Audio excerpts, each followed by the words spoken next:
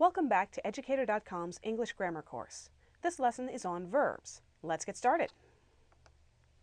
Alright, now this lesson, basically the whole thing is going to be kind of an overview. We have an entire unit on verbs later in the series. So today we're just going to go over the basics of verbs. What they are, what they do, how they change, and how that affects meaning. So we're going to ask to begin with, what is a verb? We're going to look at the three major kinds of verbs. And we're going to look at how verbs vary, how they change according to person, their basic form, and tense. And then we're going to look at base verbs and helping verbs, which is a slightly trickier area of verb use.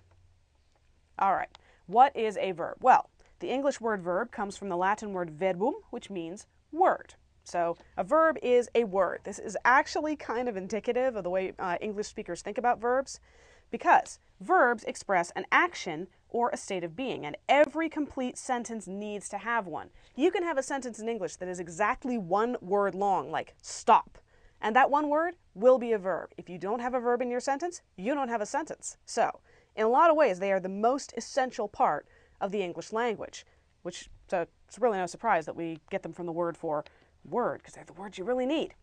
Now, the form of a verb may vary according to person and tense, among other factors that we'll get into. All right, there are three major kinds of verbs. There are action verbs, which describe an action, like run, or speak, or cook, or think.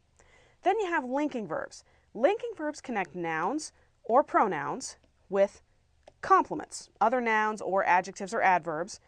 And linking verbs are things like to be, or to appear, to become, or to seem. Now, the way you remember linking verbs, a linking verb is any verb you can replace with an equal sign. So, for example, in the sentence, I feel happy, you could say I equals happy, and you'd have approximately the same meaning. So you're using a linking verb. Then you have helping verbs. These are usually forms of to be or to have that help other verbs to form special tenses. Linking verbs always show up with another verb right next to it to form tenses, and we'll get to tenses in a minute. So, for action verbs, we have a sentence like, I run down the road. Run is an action verb. It's something you do. Very simple.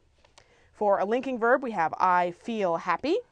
Feel is our equal sign verb.